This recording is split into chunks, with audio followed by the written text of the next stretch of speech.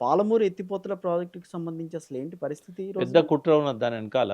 హ్మ్. ఆయన ఎప్పుడైతే కొడంగల్ డీలింక్ చేసిండో అప్పుడే మాకు అర్థమైంది. కొడంగల్ నీళ్లొస్తున్నాయి గదా! ఆయనకు కొడంగల్ వదిలేయి. కొడంగల్ డీలింక్ ఎందుకు చేశాడంటే, ఆ! ఆయన నియోజకవర్గానికి మాత్రం నీళ్ళు రావాలి.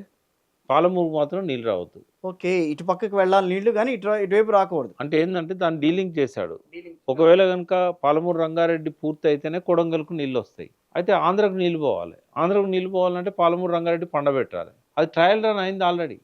కేసీఆర్ గారు ఉన్నప్పుడే పంపులు పనిచేసినాయి. నీళ్లు పోసినాయి. మీ విజువల్స్ ఉంటాయి మీ దగ్గర. ఉన్నాయి. దిగిపోవడానికంటే 6 నెలల ముందే పంపులు పనిచేసినాయి. హ్మ్. చాలా ఆయన ఆనందపడ్డాడు. పాలమూరు రంగారెడ్డిలో జల ప్రవాహాలను నేను క్రియేట్ చేయగలిగినా అని. ఈయనేం చేశాడు? ఆడ చంద్రబాబు నాయుడు మనకు రాయలసీమకును కోస్తాకు నీళ్లు కావాలి. మరి మీరు పాలమూరు రంగారెడ్డి కట్టుకుంటే మాకు నీళ్ళు ఎక్కడి నుంచి వస్తాయి? కాబట్టి దాన్ని ముట్టుకోకని చెప్పాడు. మరి దాన్ని ముట్టుకోవద్దంటే నా కోడంగల్కు నీళ్ళు పోవు కదా!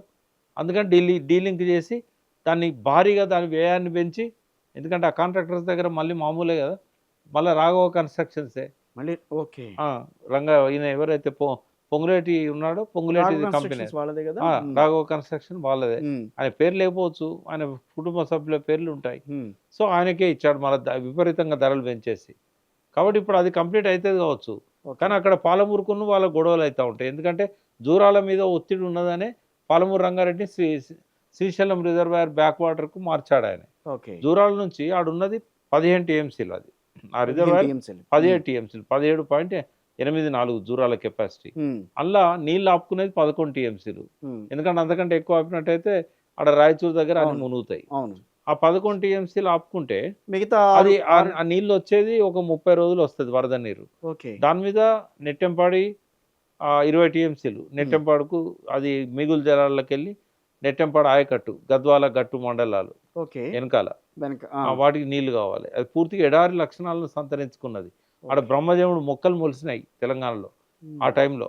అటువంటి దాన్ని సస్యశ్యామలం చేయడానికి అది కేసీఆర్ కంప్లీట్ చేశాడు నెట్టెంపాడు. అట్లనే భీమా, దానికి నికర జలాలు ఉన్నాయి. అయితే దీనికి 25 టీఎంసీలు, దీనికి 20 టీఎంసీలు, దానికి 20 టీఎంసీలు, 40 టీఎంసీలు. మళ్ళీ జూరాలకు ఓన్ ఆయకట్టు ఉంది.